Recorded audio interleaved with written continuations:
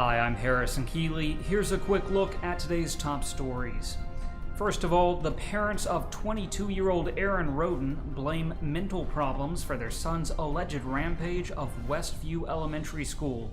Deputies found Roden barricaded inside a school conference room, dangling from the rafters wearing nothing but boxer shorts. He had to be stunned with a taser after deputies say he threw a fire extinguisher and a printer at them. Roden allegedly told deputies his intent was to do as much damage to the school as possible and then burn it down. The vandalism came after Roden broke up with his girlfriend, who lives near Westview Elementary, and that's why he targeted it. His adoptive parents, Michael and Laura Roden, say their son is not a criminal but has an illness. In a letter to the Times Free Press, they say their son never got a complete mental health assessment because their insurance wouldn't pay for it. There were multiple attempts to get him into treatment facilities, only to have the insurance company say they could not keep him there beyond a few days. Now he's been booked into the Hamilton County Jail, and no bond has been set. Chattanooga police have arrested a man in the fatal stabbing of a 23-year-old at East Lake Courts. 41-year-old Wendell Dooney Mitchell has been charged in the killing of Jeffrey Hot Dog Jackson. Witnesses say that on the night he died, Jackson punched Mitchell in the face because Mitchell was choking an elderly man. Mitchell has been charged with first-degree murder and unlawful possession of a weapon. He's scheduled to appear in court August 19th. Some Tennessee medics who left a patient to die are under investigation. Police say a man who had a self-inflicted gunshot wound to the head was left by Nashville paramedics to be taken to the morgue. The paramedics reportedly said the man's injuries were, quote, not compatible with life. Then, more than an hour later, the medics were called back to the scene, and this time they took the man to the hospital. Another 8 hours passed before 32-year-old Antonio Foster died. Now a total of 8 people have been placed on leave during an investigation.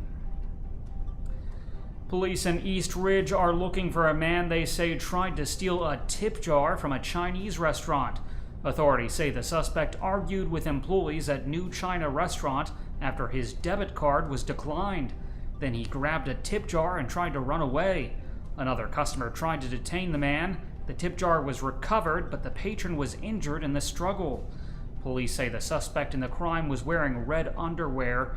Anyone with information is asked to call East Ridge Police. 3 people have been charged in the armed robbery of the Collegedale Credit Union. The robbery happened July 31st. Stefan Huber, Caleb Minner, and Matthew McCamey were all taken into custody without incident. All 3 live in the Collegedale area. Each is being held at the Hamilton County Jail on a $100,000 bond. Redemption Point Church has been named one of the 5 fastest-growing previously unknown churches in the nation. 10 years ago, the Ottawa Church had just 34 members. Now it has around 1,200 and ranks 4th on the national list published by Charisma News. And the growth doesn't seem to be stopping. At Redemption Point, there are stories of babies being healed, cripples tossing aside walkers, and cancer being taken away. Last year, the congregation opened an inner-city campus at the site of the old Highland Park Baptist Church, and now Redemption Point is preparing to gobble up much of the former Tennessee Temple University campus. The $4 million purchase of about a dozen buildings will help the church open a school of ministry to train future missionaries. Finally, in sports news, Justin Worley has been named the starting quarterback for the Tennessee Vols. Coach Butch Jones says Worley earned the right. Worley also won the job last year and started 7 games. Jones says the battle for the number 2 job is ongoing between sophomores Nathan Peterman and Josh Dobbs. Tennessee opens August 31st against Utah State at Neyland Stadium. Turning to weather, today will be sunny with a high near 88 degrees. The low tonight will be around 64. That's it for today's newscast. Thanks for being with us. You can find more on these stories and breaking news all day long at timesfreepress.com.